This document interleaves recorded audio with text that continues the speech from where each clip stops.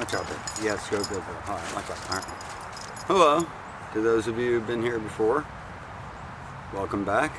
To those who haven't, welcome. Well, I like to start things off with a disclaimer. I'm not a lawyer. I'm not a doctor. And by no means am I a money man. But she stopped, baby. You okay, girl? Yes, you are. Now give me some room. Okay? Good girl. Give me some room. But nonetheless, I do talk to people about many things. And, well, like you saw from the last conversation, sometimes they're a bit scattered, but at the same time, we do tend to talk about a great depth of things.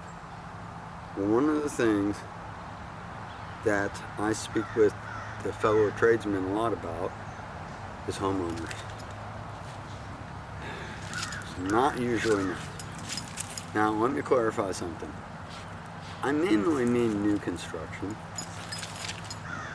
Homeowners for remodel, generally they're not as much a problem. I mean, I've had issues with that. I remember this one lady, we were painting her house, and she went around, she's bouncing around between each room as we're doing, all up in our butt about what we're doing, blah, blah, blah, blah, blah. And then comes to us and talks about how there's paint on the floor. Sorry, we're professionals. I said, ma'am, if you would, do me a favor. Check the bottom of your socks. She was in socks. Check the bottom of your socks. Skittles, paint drops everywhere on the bottom of her socks. And I looked at her and said, ma'am, one of the things we professionals do is check our shoes before we come off the drop. You have been walking around on our drop cloths, which have paint on them. In turn, you have spread paint all through your house. Don't worry, we'll clean it up, but if you will, just stay off of our drop cloths. Which just meant we would go ahead and spread them out a little further next time so we had more elbow room so this lady wasn't all up our butt. But new construction could be much worse. Because as we're doing things, some of them dangerous, some of them relatively toxic, even if only slightly. Give you a good example, the spray guys the other day, they were spraying a house. Matter of fact, I'm going to talk about this house and this homeowner. Nothing personal, but at the same time, good example, and it's the most recent. So, the spray became so intense in the house with these two gentlemen spraying that they had to go home early. Even wearing protective devices, they still had to go home early because the fumes are just so thick. After we spray a house, now I say spray, in this case it was oil. With latex, usually a day or two, the smell's not so bad, but you don't want to be in there when they're spraying latex either. But oil is more dangerous. It has, basically it's got spirits in it. That's what is the thinner, the reducer, the thinner, whatever, for paint. And yeah, even a day after, it can be pretty strong. Usually the day after, we'll go in, we'll kick up all of the windows and the doors and really let that baby breathe. And even for days later, it's still going to smell heavily of oil. Now, of course, we get used to the odor, so we don't notice it as much. But I mean, yeah, it just, stuff like that. One of the other things, and people don't think about this, the dust we create. We had went through, after the initial sanding, before priming our jams and our trim work and the stuff of that, we went through and vacuumed everything, the whole house, swept, vacuumed. This house is basically dirt/dust free to the point we could achieve. And trust me, we were pulling out pounds and pounds and pounds and pounds and pounds of dust. Okay? That's how much was in the air. Right? I had the homeowner, and now she had done something that's definitely taboo. I'll hit on that in a moment. But in conversation with her, and the two people she brought into the job site with her, who were not doing something on the job. Okay, I don't know who they are, didn't know what they were doing, but generally speaking, she's not the super on the job, she's not the builder, she's not one of the tradesmen, she's the owner. She doesn't need to be there. Okay, and at that, I turned to them and I said, look, for your own health, it's really, oh, she stopped, baby. I don't know why you want so much attention. You're a good girl. Yes, how's that? Was that enough? All right, go on, baby. So anyhow, I'm sure she didn't mean any ill, but I told her, I said, man, for your own well-being, we are putting an immense amount of dust in the air, let alone for your two friends. And of course, she's like, thank you, and just blew me off completely. I mean, about her business, wandering around as we're trying the sand and dust and things that go with it. And of course, when she is in an area I am at, I have to stop. Well, I don't have to. Okay, and at that, it upsets my boss, I do. But you'll notice pretty much all tradesmen, when the homeowner gets underfoot, you stop. The electricians, because, well, if they wire something wrong. The painters, because of what we're dealing with, we don't want to get it all on people that shouldn't have it on. And just various sorts like that. Even when other tradesmen come through, a painter will often stop for a moment to allow them to pass. Homeowners don't think like that. They don't like, oh, well, he's busy, he'll stop for a moment, I'll just breeze through. Or do the heads up thing, you know, behind you, hey, look out, gotta get through, whatever comment you're gonna make. And generally they're like, hi, blah, blah, blah, blah. We don't want to hear it. And the last people we want to hear hi, blah, blah, blah from is the homeowner, because we're busy, we're doing something. You know, warm and friendly, don't bother me at break time, don't bother me lunchtime, because it's not for at work. Work is for at work. Okay, and you'll find most of my peers with this similar kind of mindset. So I tell this kind lady about the dust, and it's not a good idea. Yet that doesn't deter her. And even when we're getting into heavier stuff, she had brought people in while we were spraying the other day. Now, it wasn't both the guys, it was the guy doing the finish coat, and basically one guy this was a multi-story house, so while he's working up top, we can be working downstairs, lighter than air, the gas, ventilation, how it all works. It works out for us. There's still a nasty smell in the air, but we're not in a toxic environment, or at least not enough to be concerned. She's walking through there with two people. Not the same two people from earlier, there's a whole other two people. While we're spraying. It's like that, you know what I mean? So, and of course she's got to put her 2 cents in on stuff, asking me why I'm the only one there. And I explained to her, well, first of all, in our county alone, there's 3,000 to 5,000 homes, and they're basically being built a year in this county alone. Just one county. And I think Florida's got 67 counties, 64. Anyhow, better than 60 counties, we're one, and we're putting up 5,000. Do the math. We're not even one of the big bustling counties. We're one of those little small to the side counties. So generally speaking, you know, honestly, the dust, how bad is it? It's Saturday, I'm still picking dust out of my eyes. Not much you can do.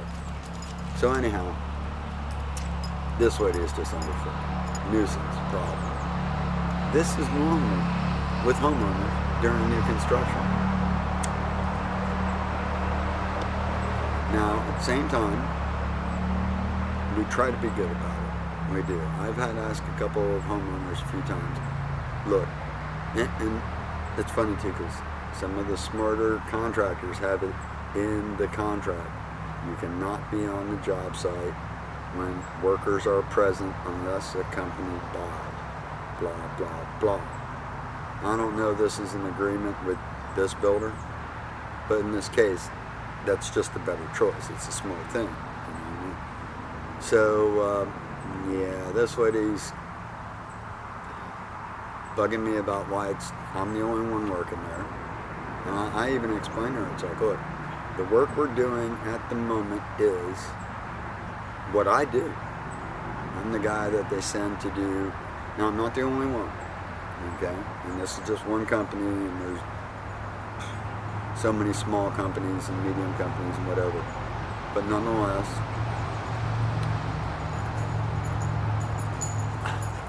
I tell her there'll be more when it's appropriate on the job. But, genuinely speaking, it's none of her freaking business. You know, now I understand she wants her house built as quick as possible.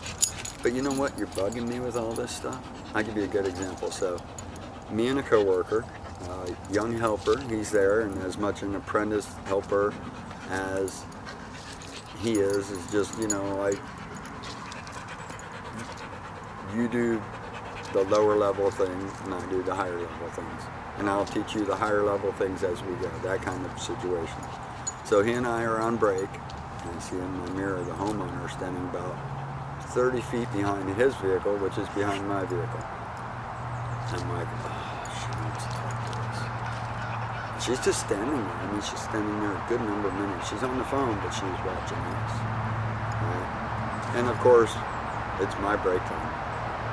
A little bit of time I get away from the work during the day. The last thing I want is somebody to come over and talk to me about work. We don't even talk with each other about work during the day. I hate when my boss calls me on break. A little secret between you and I, if my boss calls me on break, my break just got a little bit longer. Yeah, that's how that works. So generally speaking, she is at least good enough to wait till we come off break.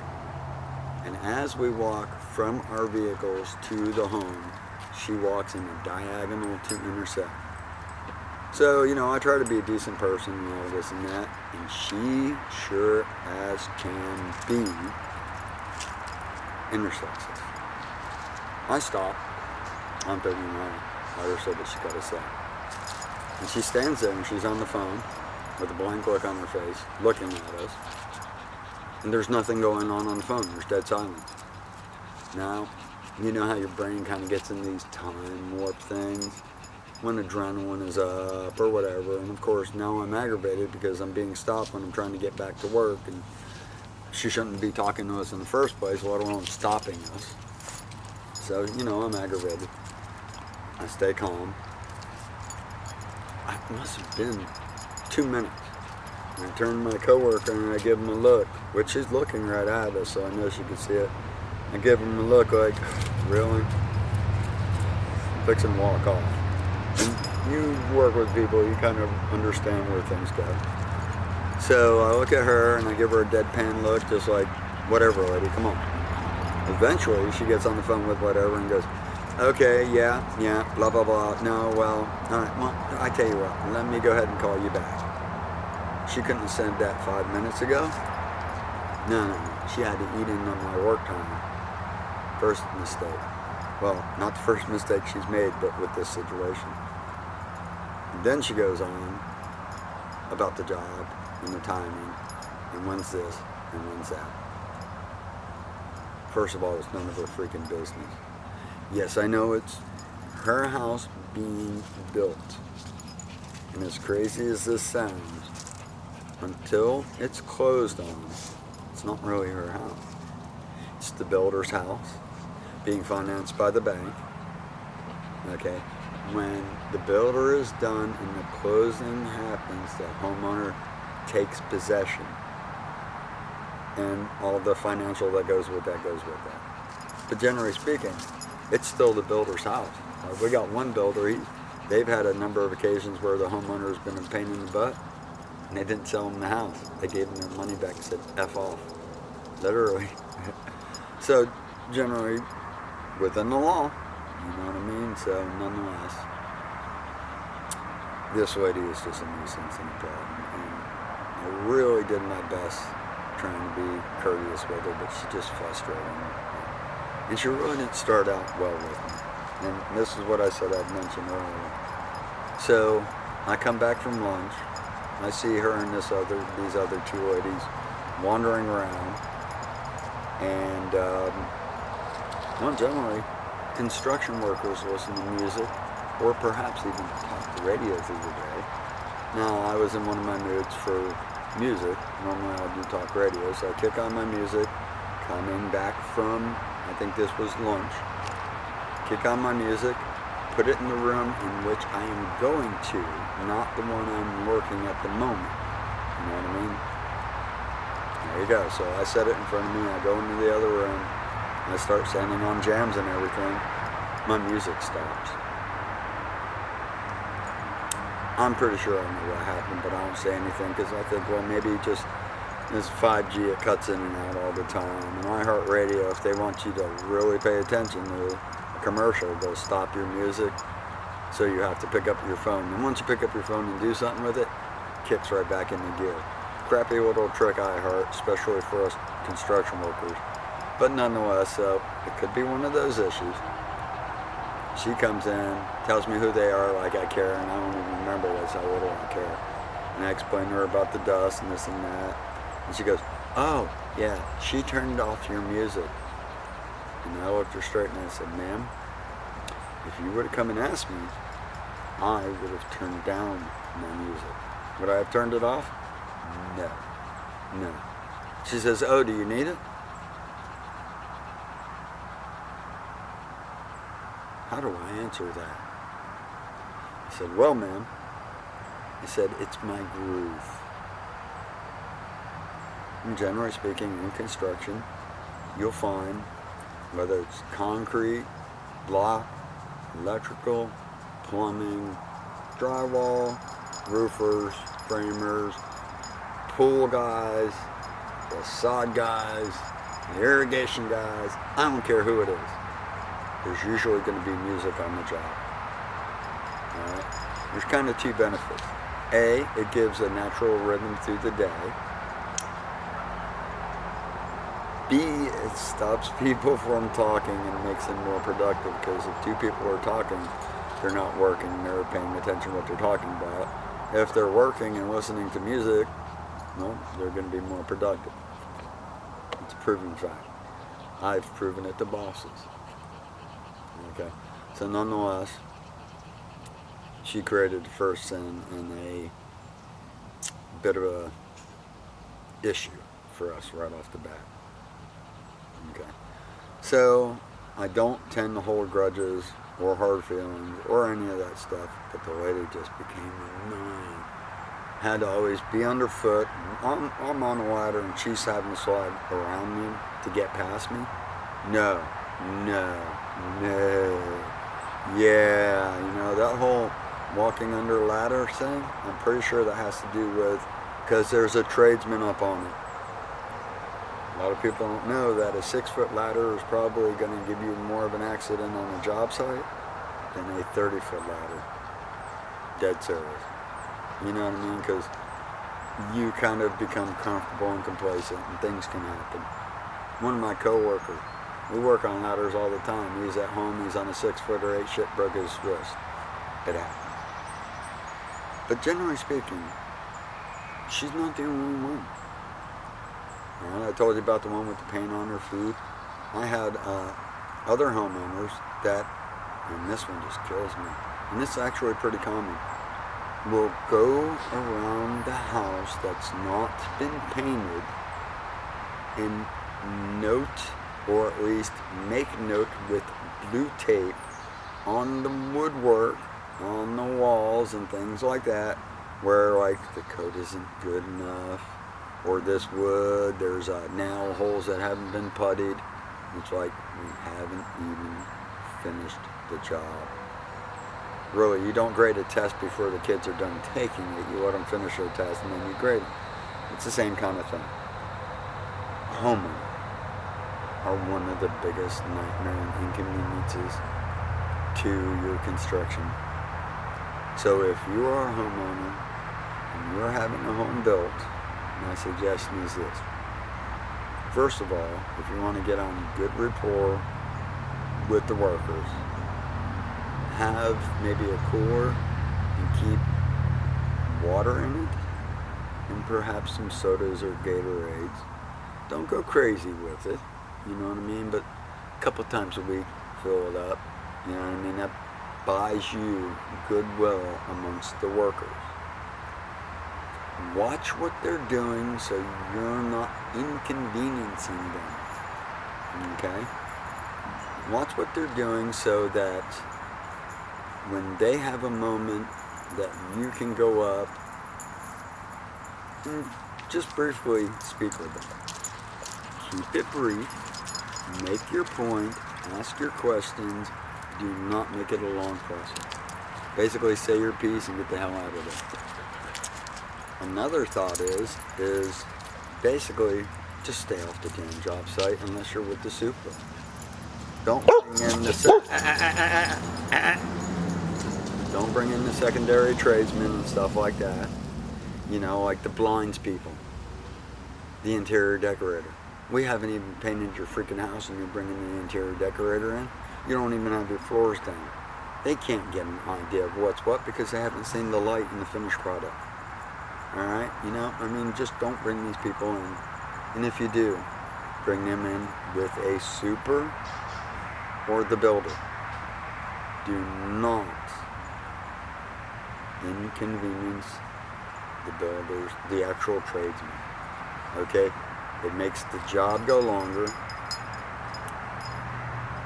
Not just in the fact that you've inconvenienced us, but we'll get a crappy attitude and we'll drag our feet on stuff. Instead of going, well guys, yeah, you know, let's go ahead and put in this extra half an hour at the end of the day. No, it's blank these homeowners. We'll worry about it tomorrow. I'm not worried about it. Because honestly, we get paid by the hour for the most part.